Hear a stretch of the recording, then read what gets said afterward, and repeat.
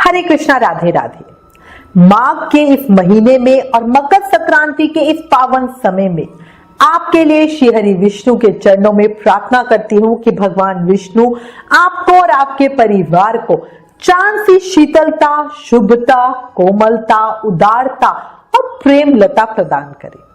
माँ लक्ष्मी की कृपा बरसे, मन की इच्छाएं पूरी हो, जीवन में ना कोई कमी हो, भक्ति की भरमार हो, प्यार अपरंपार हो।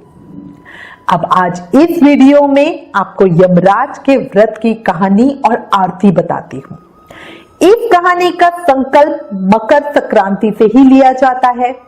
पूरे साल नियम से हर संक्रांति पर व्रत, पूजा, कहानी और आरती कही सुनी जाती है। फिर अगले साल मकर संक्रांति पे ही इसका उद्यापन करके यमराज के निमित्त दान किया जाता है। इस तरह करने से अकाल मृत्यु के भय से मुक्ति मिलती है। पूरे वर्ष यमराज की कथा सुने और पूजा करें। इसमें कभी भी नागा नहीं करनी चाहिए। ऐसा ना हो कि कोई संक्रांति पे आपको कोई फंक्शन पे जाना है, कुछ करना है तो बीच में छोड़ना नहीं चाहिए। जिस घर में स्त्री या पुरुष इस धर्मराज की कथा को श्रद्धा पूर्वक पढ़ते या सुनते हैं, वो सभी दुखों से मुक्त हो जाते हैं। धर्मराज की कथा सुनने वाले को यमलोक के मार्ग में कोई कष्ट नहीं होता। उन्हें बहुत जल्दी स्वर्ग और मोक्ष मिलता है। आपको पता ही है, यमराज इंसान की मृत्यु के बाद उसे जैसे कर्म किए होते हैं उसी के हिसाब से आत्माओं को स्वर्ग या नरक में भेजते हैं। जिन लोगों के कर्म अच्छे नहीं होते उनकी आत्मा को बहुत तरह की यातनाएं भुगतनी पड़ती है, कष्ट भुगतने पड़ते हैं। और ये जो दंड होता है वो यमराज के द्वारा ही दिया जाता है। यमराज को धर्मराज के नाम से भी जाना जाता है क्योंकि ये धर्म का पालन करते हैं। अब मैं आपको अति पावन धर्मराज जी की कथा बताती हूँ। धर्मराज की इस कथा में ही व्रत की विधि भी बताई गई है और उद्यापन की विधि भी। इस कथा का वृतांत हमें सौर पुराण वैवस्वत खंड में मिलता है। शुरू करते हैं। प्रेम से, मन से, भाव से सुनिएगा। बोलो धर्मराज की जय।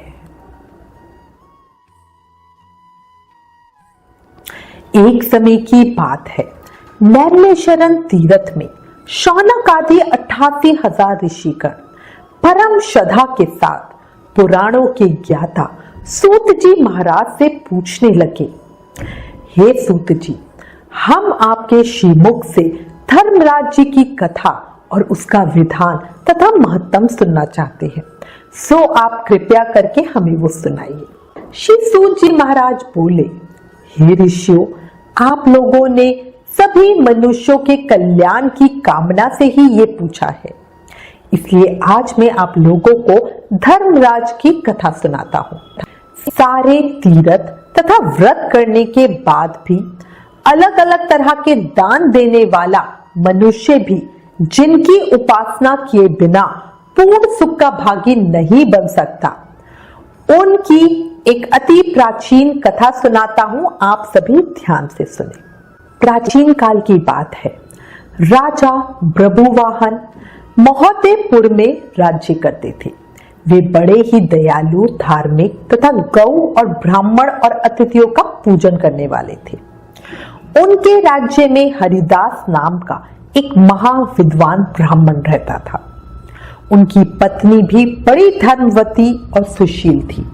उनका नाम गुणवती था। दोनों पति पत्नी भगवान विष्णु के सेवक थे। उन्होंने सभी प्रकार के व्रत किए, पर धर्मराज के नाम से कभी कोई सेवा, दान, पूजा नहीं की थी। बड़ी श्रद्धा के साथ वो गणेश जी की, चंद्रमा की, हरतालिका तीज व्रत की, एकादशी की, सभी व्रतों का पालन करते। महाशिवरात्रि व्रत रखते, कृष्ण और राम जन्माष्टमी का व्रत करते, अतिथि का सत्कार भी करते। इस प्रकार धर्मपरायण ब्राह्मण दंपति वृद्धावस्था को प्राप्त हुए। एक दिन गुणवती मृत्यु को प्राप्त हुई। धर्म आचरण के प्रभाव से उनको यमदूत आदर पूर्वक यमलोक को ले गए। दक्षिण दिशा में पृथ्वी से ऊपर धर्मराज का बहुत बड़ा लोक है, जो कि पापियों के लिए बहुत भयानक जगह है। धर्मराज का लोक चौकोर है और उसके 4 द्वार हैं। उस पुर के बीचों बीच धर्मराज का सिंहासन है। उस रतन जड़ित सिंहासन पर भगवान धर्मराज विराजमान रहते हैं। पास में ही चित्रगुप्त जी अपने स्थान पर बैठते हैं और सबके कर्मों का हिसाब करते हैं। यमदूत गुणवती को लेकर वहां पहुंचे। चित्रगुप्त जी ने उनके सभी कर्मों का हिसाब किया। गुणवती के धर्माचरण और पतिव्रत धर्म का लेखा देखकर चित्रगुप्त बहुत प्रसन्न हुए, पर कुछ उदासी के साथ गुणवती के सभी कर्मों को धर्मराज को सुनाया। गुणवती के कर्मों को सुनकर धर्मराज जी भी थोड़ा परेशान हो गए। अब ये देखकर गुणवती ने कहा, हे प्रभु, मैंने अपनी समझ के अनुसार जीवन में कोई दुष्कर्म नहीं किया, फिर आप अपनी उदासी का कारण मुझे बताने की कृपा करें। धर्मराज ने कहा, हे देवी, तुमने व्रत आदि से सभी देवों को संतुष्ट किया, लेकिन मेरे नाम से कभी भी कोई दान पुण्य नहीं किया। अब ये सुनकर गुणवती ने कहा, हे धर्मराज, मेरा अपराध क्षमा करें। मैं आपकी उपासना नहीं जानती, मुझे नहीं पता आपकी किस प्रकार पूजा की जाती है।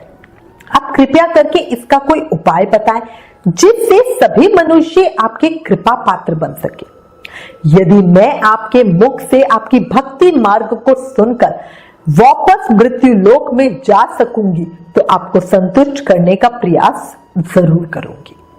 अब धर्मराज ने कहा, सूर्य भगवान के उत्तरायण में जाते ही जो महापुण्यवती मकर संक्रांति आती है, उस दिन से मेरी पूजा शुरू करें। इस प्रकार पूरे वर्ष भर मेरी कथा सुने और पूजा करें, इसमें कभी नागा नहीं हो।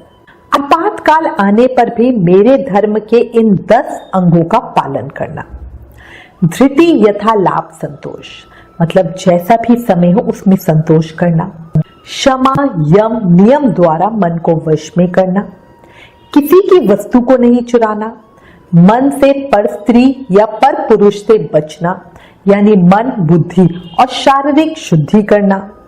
इंद्रियों को वश में रखना। बुद्धि की पवित्रता, यानी मन में बुरे विचार ना आने देना। शास्त्र विद्या का स्वाध्याय करना, यानी पूजा पाठ, कथा श्रवण या व्रत रखना। और दान पुण्य करना। सत्य बोलना, सत्यता का व्यवहार करना, क्रोध ना करना। ये धर्म के 10 लक्षण बताए गए हैं।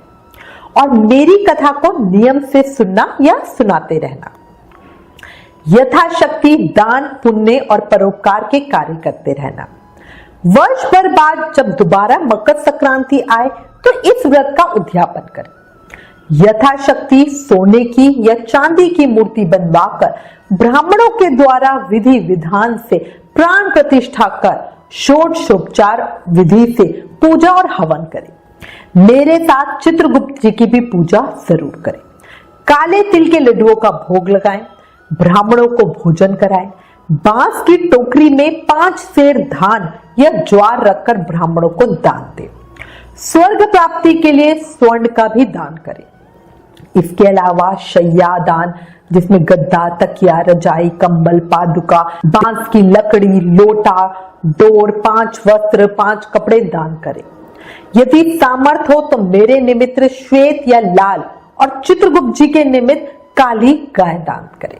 अब इतनी बात कह के धर्मराज जी चुप हो गए। धर्मराज जी की बातें सुनकर गुणवती ने विनती के साथ कहा, हे प्रभु, मुझे फिर से पृथ्वी लोक पर वापस जाने दे, जिससे मैं खुद आपके व्रत को करूंगी और आपके इस व्रत का प्रचार करूंगी, ताकि और लोग भी आपके इस व्रत को कर सके। धर्मराज जी ने इसके लिए सहमति दे दी। सहमति देते ही गुणवती के शरीर में जान आ गई।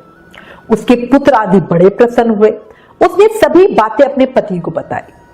मकर संक्रांति आते ही दोनों ब्राह्मण दंपति ने धर्मराज के निमित्त व्रत शुरू कर दिया। 1 साल के बाद इस व्रत का उद्यापन किया। इस व्रत के प्रभाव से उन दोनों को स्वर्ग की प्राप्ति हुई। इसके बाद सूत जी ने शौनक आदि ऋषियों से कहा, हे ऋषियों, जिस घर में स्त्री या पुरुष इस धर्मराज की कथा को सदा पूर्वक रोज पढ़ते या सुनते हैं, वो सभी दुखों से मुक्त हो जाते हैं। इसमें कुछ भी संदेह की बात नहीं है। धर्मराज की कथा सुनने वाले को यमलोक के मार्ग में कोई कष्ट भी नहीं होता, उन्हें शीघ्र ही स्वर्ग और मोक्ष मिल जाता है। इति श्री सौर पुराणे व्यवस्थे खंडे श्री धर्मराज कथा संपूर्ण। अब धर्मराज जी की आरती करेंगे।